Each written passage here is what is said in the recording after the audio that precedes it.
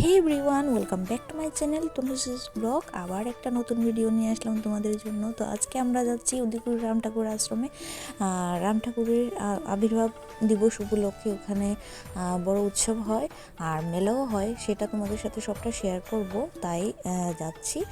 আর specially আমরা একটু ঘুরতেও গিয়েছিলাম, অনেক দিন হলো যে মানে উদয়পুরে কোনোখানে ঘুরতে যাইনি। তো সেই উৎসব উপলক্ষে আমরাও একটু ঘুরে আসলাম। তো সবার প্রথমেই দেখাচ্ছে যে ডেকোরেশনটা দেখো। গত বছরও এই সেম জায়গাতে থেকে আমি ভিডিওটা করেছিলাম। তোমরা যারা যারা আমার ভিডিও দেখেছিলে গত বছরের, সেটা তো জানোই। তো এই বছরও আবার দেখাচ্ছি, দেখো। মানে ওরা যে ডেকোরেশনটা করেছে, মানে কি বলবো, 100-তে 100 দেবো আমি।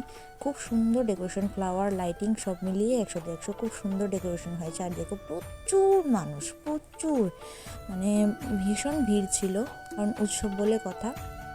আর তাও রাম ঠাকুরের আবির্ভাব দিবস, তোমরা জানো যারা যারা রাম ঠাকুরের দীক্ষা নিয়েছো, সকলেই বেশিরভাগই রাম ঠাকুর এর দীক্ষা নিয়েছে, রাম ঠাকুরের শিষ্য আছে এখানে। প্রচুর পরিমাণে ভিড় ছিল। তো আমরা প্রসাদের আশায় যাইনি ঠিকই, কিন্তু গিয়ে দেখি প্রসাদ দেওয়া হচ্ছে। তো আমাদের ভাগ্য ভালো যে রাম ঠাকুর আশ্রমে গিয়ে আমরাও প্রসাদ পেলাম। তাই এখানে দেখো রাম ঠাকুরের মূর্তি দিয়ে খুব সুন্দর একটা ডেকোরেশন করেছে। মানে এই জায়গাটায় প্রতি বছরই একটা না একটা কিছু বানায়।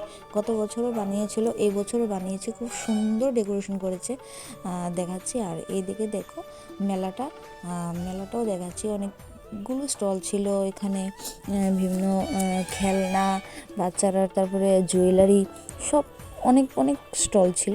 তো আমরা কিছু খাওয়া দাওয়া করে এবার বাড়ির দিকে রওনা দিলাম। আর বেশি না দেরি করে অনেকক্ষণ ঘুরলাম, ফটো তুললাম, তারপরে কিছু বাড়ির জন্য নিয়ে নিলাম।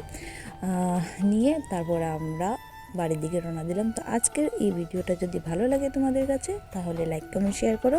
আর নেক্সট ভিডিওতে দেখা হবে। Tata, bye bye.